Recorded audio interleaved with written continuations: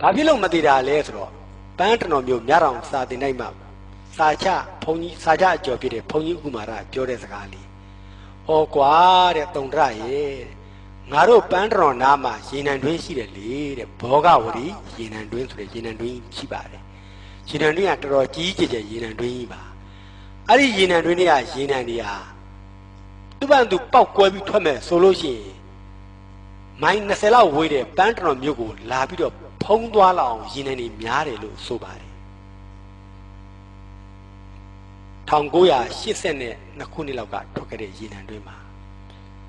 ပန်းတတော်မြို့နယ်မှာရှိတဲ့ဘောဂဝတီရေနံတွင်းကရေနံတွေအားတဲ့သူ့ဘာသူ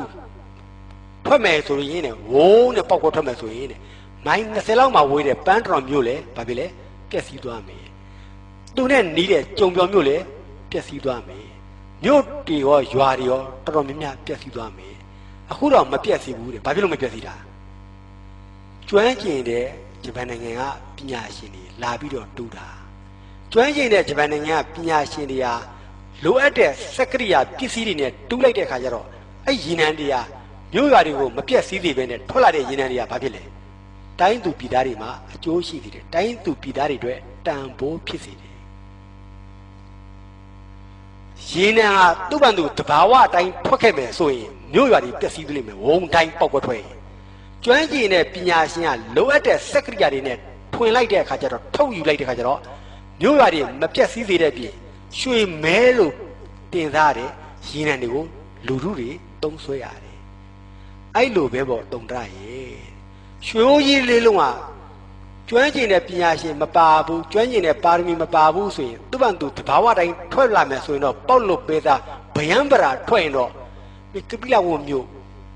ပြိုပြတ်သွားမှာပေါ့ဖျားရှင်ဒီဟူသောပါရမီဖျားရှင်ဖျားလောက်ရဲ့ပါရမီဖျားလောက်ကိုဂျပန်လူမျိုးလို့မှတ်ပါရမီကိုစက်ကရိယာလို့ဥပမာပြုရင်ဂျပန်လူမျိုးနဲ့တူတဲ့ဖျားလောက်ကောင်းမွန်တဲ့စက်ကရိယာနဲ့တူတဲ့ပါရမီတွေကြောင့်ထွက်လာတဲ့ရှိုးလေးလုံးအဲ့ရှိုးလေးလုံးကမင်းထင်သလို25မိုင်ရောက်ဝုန်းနဲ့ထွက်တာမဟုတ်ပဲနဲ့ကွာတဲ့ဝူခုံးရဲ့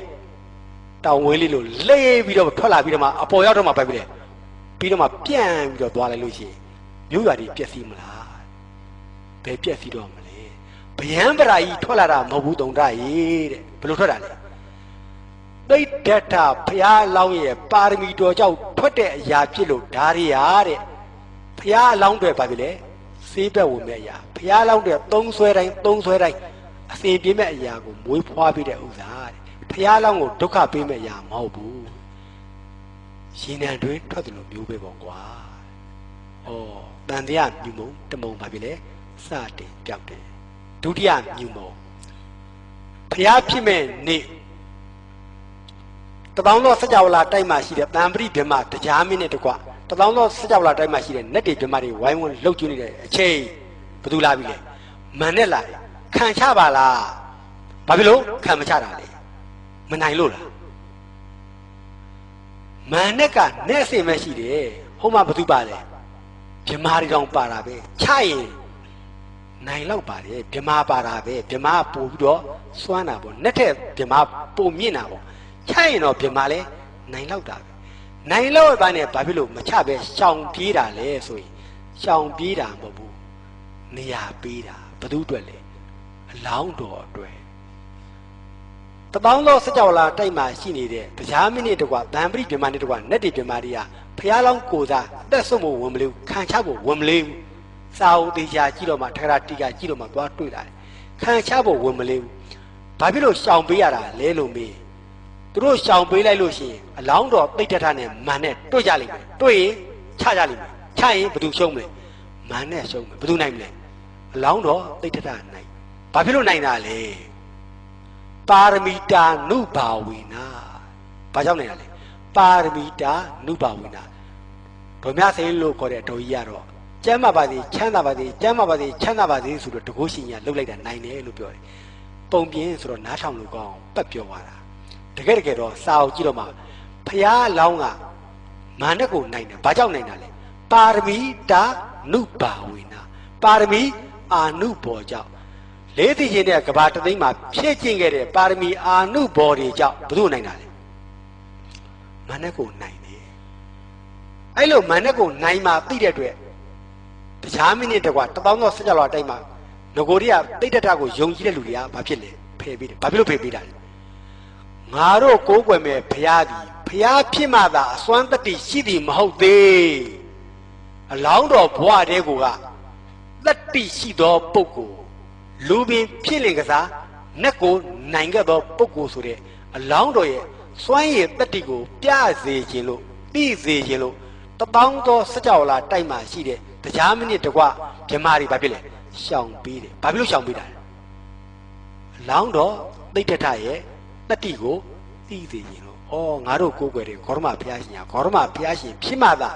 စွမ်းရည်တတ္တိရှိတာမဟုတ်ဘူးဘယ်တွေကစွမ်းရည်တတ္တိရှိတာလဲအလောင်းတော်ဘွားတွေကလူချင်းမပြောနဲ့ဘာတော့နိုင်နေလဲမာနဲ့လို့နတ်မျိုးတွေကိုတော့နိုင်တဲ့အလောင်းတော်ဘုရားဖြစ်မှအစွမ်းတတ္တိရှိသည်မဟုတ်သေးအလောင်းတော်ဘွားတွေကအစွမ်းတတ္တိရှိတာကိုပြခြင်းလို့အလောင်းတော်ရဲ့ပါရမီအစွမ်းအလောင်းတော်ရဲ့ဘုံတကိုတတ္တိအစွမ်းကိုပြခြင်းလို့1000သော16လတိုက်မှရှိတဲ့နတ်တွေပြမတွေကရှောင်ပေးပါတယ်ဘသူအတွက်ခွင့်ပေးတာလေအလောင်းတော်ရဲ့အခွင့်ပေးခြင်းလို့ပါဩအဲ့လိုဖတ်ကြည့်ပါဩတော်လိုက်တဲ့တရားမင်းတော်လိုက်တဲ့ပြမဒါကြောင့်သူတို့ရှောင်ပေးတာ哦ဩဒါဆိုရင်ဘုရားရဲ့တပည့်တွေကตาပေါင်းညာသားတွေမဟုတ်ပါဘူးဟုတ်နော်အစောစောဘိုင်းကြည့်ရင်တော့တိမ်နေလေးကြည့်တော့ဘာဖြစ်လဲတဏ္ဍာတက်တယ်နည်းနည်းနှိုက်ကြည့်လိုက်တဲ့အခါကျတော့နှိုက်လေဗုဒ္ဓတရားတော်ဘာဖြစ်လဲမာလေးဖြစ်လာတယ်နာနာနှိုက်လေနာနာမာလေးဖြစ်လာတာတွေ့ရပါတယ်တန်တရားဝင်တာလေးနောက်တစ်ခုထပ်ပြောပါအောင်မယ်ဝင်လေးဝင်တာရှိတဲ့တန်တရားပေါ့နောက်တန်တရားတစ်ခုကတ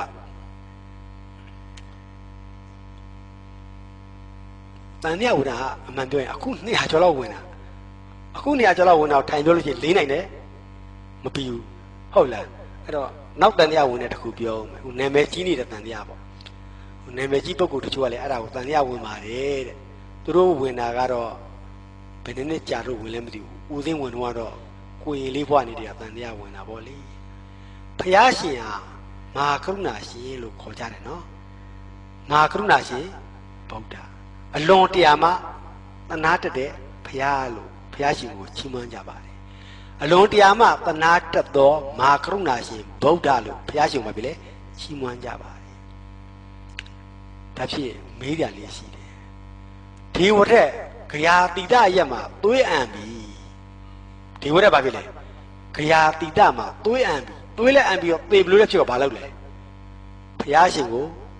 တွေ့ကျင်တယ်ဘုရားရှင်ကိုတွေ့ကျင်တယ်ဘုရားရှင်ကဘာမှနေရလဲတာဝတိပြည်မုံဇေတဝန်ကျောင်းတော်မှာသတင်းသုံးနေတယ်ဒီဝရကတွေ့ကျင်နေပြီဘုရားရှင်ကတာဝတိပြည်မုံဇေတဝန်ကျောင်းမှာသတင်းသုံးတယ်ဂရာတိတနဲ့ဇေတဝန်ဘလောက်ဝေးလဲမေး45ယူဇနာတီယူဇနာကို10မိုင်လို့ပြောလို့ရှိရင်မိုင်ပေါင်း450ဝေးသောအရက်မှာဒီဝရက်သွေးအံပြီးတော့သေလူမျောပါဖြစ်တဲ့အချိန်သူ့တပည့်တွေကိုငါကွာဖះရှင်ကိုတွေ့ကျင်တယ်ဖះကိုသွားဖူးအောင်တပည့်တွေကသဲထမ်းစင်လေးနဲ့သဲပြီးတော့ဘယ်ကိုလာပြီလဲဇေတဝန်ကျောင်းလာအဲ့လိုလာတဲ့အချိန်ဖះကဘာပြောလဲဒီဝရက်ငါ့ကိုတွေ့ရမလားမတွေ့ရဘူးလားဒီဝရက်ငါ့ကိုမတွေ့ရပါဘူးကွာဘယ်လိုပဲလာလာငါ့ကိုတကောင်မတွေ့ရပါဘူးအရှင်ဘုရားလူလူကူပြောရင်တော့မိုင်400ရောက်ပါပြီဘုရားဒီဝရက်ကငါ့ကိုမတွေ့ရပါဘူးကွာရန်ဒီကလာလျှောက်ပြီအရှင်ဘုရားဒီဝရက်ကအရှင်ဘုရားကိုဖူးဖို့လာနေပါတယ်ဘုရားအခုဆိုရင်ပြင်မိုင်100ပဲဝေးပါတော့တယ်ဘုရားဒီနေ့ကဒီဌာနရောက်နေပါပြီဘုရား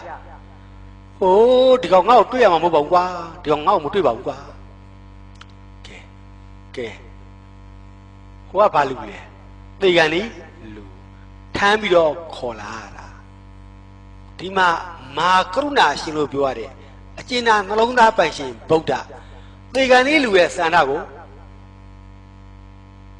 လိုက်မလျောဘူးသူလိုက်လျောရင်လွယ်လွယ်လေးလေဗုဒ္ဓဆိုတာဘာလဲအစိန်တရားအစိန်တရားအပယ်မြတ်ဆိုတဲ့ဘုံတော်ဆုံးဂုံတော်နန္ဒနဲ့ပြည့်စုံတော်မူတဲ့ဘုရားဒီနေရာလေးရှိစာရပုံမောက်လို့ကိုပြောက်ဟိုနေရာမှာဘွားကနေသွားပေါ့ဒီဝရနဲ့တွေ့လို့မရဘူးလားရတာပေါ့အဲ့ဒါကိုသွား